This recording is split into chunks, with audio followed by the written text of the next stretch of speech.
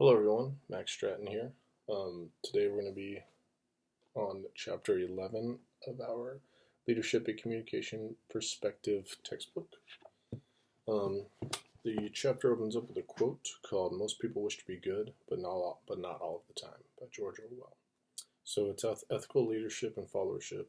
I'm going to give you a quick overview of the chapter. There's the importance of ethics, the ethical challenges of leadership, casting a light or shadow. So there are 6 different challenges. It's information management, responsibility, power, privilege, loyalty, and consistency. Then it goes to 4 components of ethical behavior: moral sensitivity, moral judgment, moral motivation, and moral character. We'll go in depth on those 2 and give you, chapter takeaways from it. Ethical perspectives: Kant's categorical imperative, utilitarianism, justice as fairness, virtue ethics, altruism, leaders as servants, and then it ends with meeting the ethical challenges of followership, servant followership, and courageous followership, which we'll discuss. So first, it's the challenge of responsibility. Responsible leaders must acknowledge and try to correct ethical problems, admit that they have duties to followers, promote ethical standards and behaviors, take responsibility for the consequences of their orders and actions, take responsibility steps to prevent crimes and other abuses by followers, hold themselves to the same standards as their followers. So we all know what responsibility is. So make sure, you think about others before you think about yourself. That's what a responsible leader would do in order to be successful. So then we fast forward to page 378, which talks about virtue ethics, and I found one little segment that I thought was important. The virtues of the ethical leader are deep-rooted dispositions, habits, skills, or traits of character that incline persons to perceive, feel, and act in ethically right and sensitive ways. So, the virtues of an ethical leader.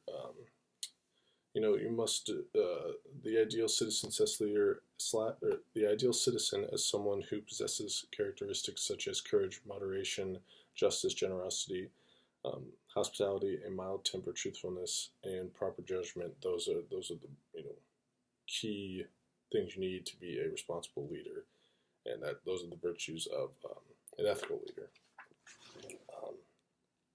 And then meeting the ethical challenges of followership. It's all about obligation. Okay, so followers are obligated to their leaders and their organizations, which provide them with paychecks, health insurance, friendships, training, meaningful work, other benefits. Your job is an obligation. You must, attend work in order to get the benefits out of it. Those benefits are pretty important: your paycheck, health insurance, your friends, training, meaningful work, and other benefits within the job. Having a job and being employed is a pretty important thing to have on your resume, obviously. So another thing is servant followership. Servant followership is the flip side of servant leadership. According to Robert Kelly, servant followership is more important than servant leadership because most people spend most of their time in follower roles, and followers contribute more to organizational success. Most of the time, you're not going to be the boss of the team or the boss of your organization, so you have to be a follower. And follower is important. You have to do the duties of the leader and make sure you do them correctly. So, a few things that I got out of this. Moral judgment is deciding which course of action is best. The highest form of ethical reasoning employs widely held moral standards. You can improve your moral judgment by focusing on ethics during your college education, basing your choices on ethical principles.